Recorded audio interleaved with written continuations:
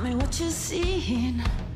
Tell me what people could look at you and say, oh, this is like an ultra confident person, which I think is probably true. But an ultra confident person doesn't mean there's the absence of self-doubt, that, you know, all those types of things, you know, insecurities.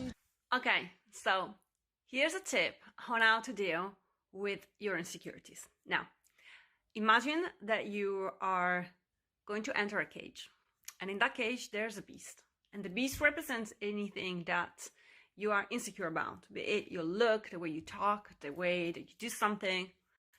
It represents whatever insecurities you have. Now, you have two options. Option number one, you let it crush you. And then you spend the rest of your time basically in a corner of the cage, fearful and upset the whole time. Or option number two, you understand the beast and you befriend it. And then not only you can go past the beast to the other side of the cage where there's a door and you can get out of that cage.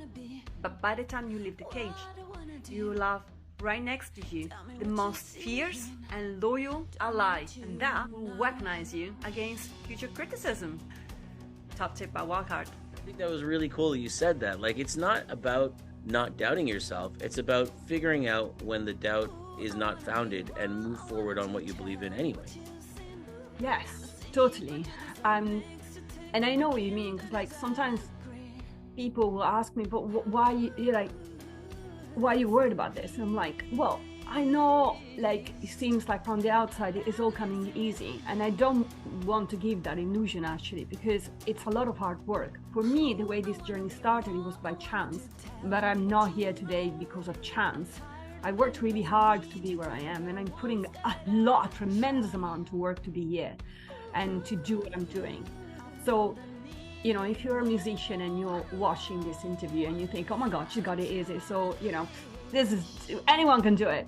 I would say, yes, anyone can do it for sure. And I actually hope that it's gonna happen to many more people. I don't feel like I'm in a competition with anybody else. I hope that we all make it. But it's a lot of work. And in all of that massive amount of work that you're gonna have to put, there's an enormous amount of doubt, especially if you try to do something that other people don't do.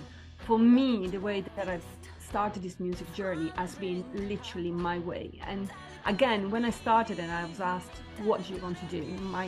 The first producer said to me, you know, what are you gonna do? Are you gonna start like this career? Are you gonna embrace it? And I was like, I don't know. And he said, whether you like it or not, you are a singer-songwriter, you have it in you. But the question is, do you want to do it? And to me, it's always been working at MTV, seeing the celebrities working backstage. I've seen the glossy side and the not so glossy side. And I always thought, if I do this, I'm going to do it my way.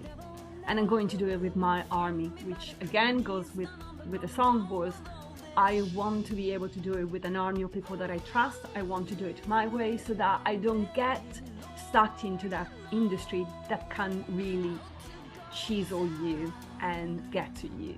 Yeah. So I'm doing it my way, but lots of doubts.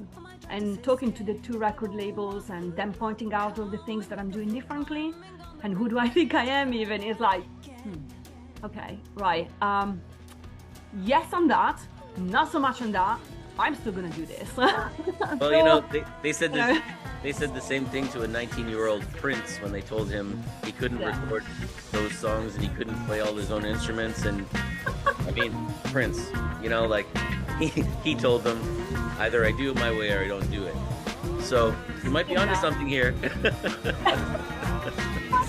Wonderful. Yeah.